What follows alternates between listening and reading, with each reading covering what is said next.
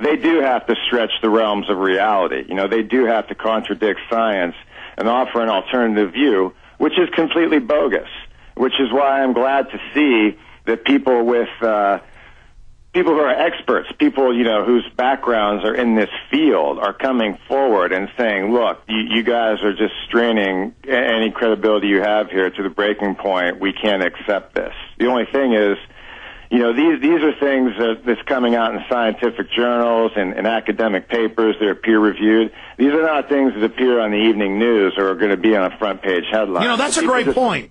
First they said, like 3 or 4 years ago, oh, let's see some studies. And then they did studies. Let's see them be peer-reviewed. Then a couple of them get peer-reviewed by major peer-reviewed, I mean, not just side journals, big marquee, you know, Super Bowl-level journals. We're talking the big ones, you know, the most prestigious. And then they try to write that off. I mean, we keep clearing every hurdle, Mark, and the other side is just looking stupider and stupider.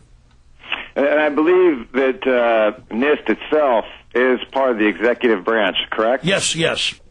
So there we see another example. You know, just like the Office of National Drug Control Policy is part of the executive branch, and they are the ones who constantly spew forth misinformation about the drug war. We have NIST, which is also an executive branch administration, you know, leading the charge about the lies regarding 9/11. Well, like you said, though, more and more people are tuning out of mainstream media. It's exponential, and instead of them reporting some of the truth or trying to act more credible, it seems like they're getting more shrill, more cartoonish, more ridiculous, piling lie on top of lie. I don't know what the tactic is there, but it doesn't seem to be working, Mark. Well, it reminds me of the old quote about, and I can't remember who said it, but it's just the old quote about truth coming out. You know, first, when you are a truth teller, you know, in this age of universal deceit that we live in, where those of us are trying to commit a revolutionary act by telling the truth, you know, it becomes evident that, you know, we will be attacked. That's the first method. Actually, the first method is to be written off and ridiculed, and that was the case early on after September 11th. Yes. We were all pigeonholed as conspiracy theorists, and we were out of our minds. So that was the ridicule. Then you had the vicious attacks. You know, now that it's becoming obvious that, you know, the 9/11 truth movement is based on truth and facts and evidence, we are being maliciously attacked. Yes, and that's... And then, you know, I just want to follow up again with that famous quotation, the third stage of the truth being accepted is that people will accept it. So I think now we are in the second stage. You know, those first few years we were attacked and vilified. We were ridiculed. Now we are being attacked and vilified. Hopefully we are coming close to that third stage where there will be mass acceptance of this truth, and people won't be afraid to put aside their cognitive dissonance and step out and accept this new paradigm of reality that we all have to see around us. Oh, beautifully put. And that's really it. I don't blame a lot of people who don't want to look at the facts, because every night when I go to bed, and I look at how innocent my children are, and I look how good my wife is, and I just think, God, there are really evil people in this world, and they really are in control, and I've really gotten their face, and man, I've been threatened, and this is dangerous. But then I realize, you know, I just can't let the world go on like this. I've got to do my job, whether it has an effect or not. But the truth is, when good people do get involved, I believe as Thomas Jefferson said, you know, that we can overturn evil. It's evil only wins when good men and women do nothing. And you're right. First they ignore you, then they attack you, then you win. And that's basically what's happening now. And there's another quote I'm butchering, but paraphrasing. But, you know, truth goes through 3 stages. First, it's, laughed at, then it's ridiculed, then it's accepted as, you know, universally true. And people who said the world was round were laughed at, and now we know it's round, Mark. Well, yeah, and just, you know, for me personally, you know, again, I think we should all just do what we can. You know, different people have different amounts of time, different resources, be they financial or whatever. But I just felt personally as an American citizen, it was my duty to speak out. You know, I was asked to do a newspaper article for my hometown. And it was just one of those deals, where are they now? What are they doing now that they're retired?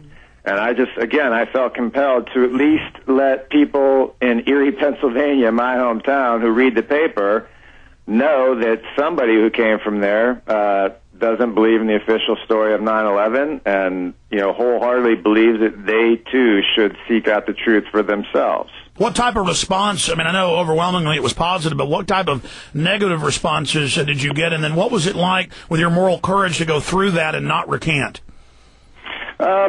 Well, the reaction overwhelmingly was positive. I mean, I don't spend a lot of time in my hometown anymore, and I know that there were people who wrote in letters saying, what's wrong with this guy? He's way out in left field. But like we discussed earlier, now that we are coming up on 8 years after the fact, people are 7 years after the fact, people are becoming aware of what actually happened that day. The initial shock value of that psychological operation is wearing off. People are getting a chance to see what really went on behind the scenes. So I didn't really suffer much fallout at all. It was just, again, regardless of how many people might write in, and there's always going to be a few, who will just personally attack you. I experienced the same thing when I spoke out against marijuana laws. You have people saying that you're not a good role model, that you're a proponent of drug use and everything else. Yeah, but you go to a football game and there's liquor ads everywhere, which Sure. No doubt is bad for you. But then, these guys with a whiskey bottle, how dare you be for that marijuana? I mean, it's just, again, it's people have blinders on with certain respect to the war on drugs, just like they do with 9/11. So I just wanted to, for people in my hometown who might know who I am or what I stand for, or, at least they might know enough about me to know that I'm not just some guy spouting off, that I might be a guy who actually does have educated opinions, and it might be worth their while to follow up on what I said, because they might learn something. Absolutely. Let's take some calls for Mark Stepnoski. Mark, before we do that in the last 15 or 16 minutes, any other points you wanted to add, anything else you wanted to point out? Well, I would just like to tell people that they should make a personal commitment in their life to continue to educate themselves on these issues. The easiest thing in the world is just to pigeonhole something and write it off, put a label on it, and say, I don't have to look into it any further. They'll just categorize it as something they don't want to know, and then just move on. That's the easiest thing to do, and I say intellectually that's the lazy thing to do. I think people should take it upon themselves to have the initiative. If you're going to disprove something, if you're going to write it off, at least look into it and have an educated opinion about it. So I know there's a lot of nonsense out there regarding any topic, including 9/11. Gotcha. What did you... Go ahead. I would just, tell people to look into anything they can, like some of the things I mentioned earlier, Scholars for 9/11 Truth, any 9/11 Truth chapter. Cities all over North America have their own separate 9/11 Truth factor. We have a great one here in Toronto, Vancouver, British Columbia, as well as Toronto and Ottawa, across Canada, just like in the States. I need to send you Truth Rising. We've got Canadian, U.S. 9/11 Truth, We Are Change just exploding. That new film just came out. I know you've seen Terror Storm. What did you think of that film?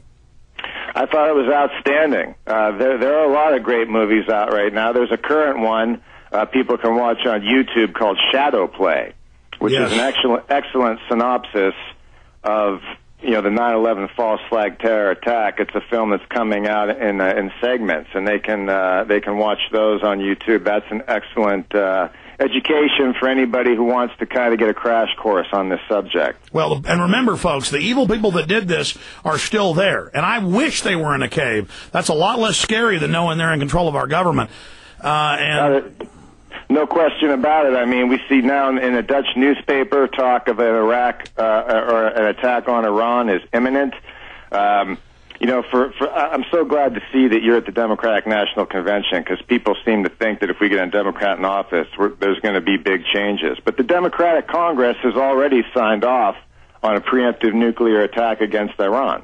Absolutely. So I don't know how anybody can expect anything to the contrary should Democrats be in power. Yeah, and again, we're not bashing either party, folks. The point is that the corporates have taken over everything, and until we recognize that both parties have been taken over, we can never set about fixing the real problem if we're in that controlled paradigm. Again, 5-time Pro Bowler, 2-time Super Bowl champion, Mark Stepnoski is our guest, former Dallas Cowboy, Houston Oiler. Let's go ahead and talk to Tim in New York. Then we'll go to Adam, Tim, Casey, Victor, and others. So go ahead. You're on the air, Tim in New York. Hi, Alex and Mark. Give you a lot of credit for what you're doing. I'm involved in a situation here now where I'm experiencing my friend and girlfriend of 12 years is being soft-killed as we speak. She has a brother that's in the State Department. She gave him a copy of The Road to Tyranny in about 2002, and ever since then, her family's really been against us. She was an experimental guinea pig back in 1958 and had her thymus radiated. She's always had lifelong allergies and actually a victim of sexual abuse when she was a child, as her mother brought foster kids into the house. On July of this year, she finally found out that she had a lot of thyroid problems and a lot of hormone deficiencies causing some memory problems. About a month later, her brother came home from where he works in the State Department, coerced her into going to lunch with her. She never came home. What he did is told her he was going to get her to a doctor. The next day, he put her into the psychiatric ward up at Strong Memorial.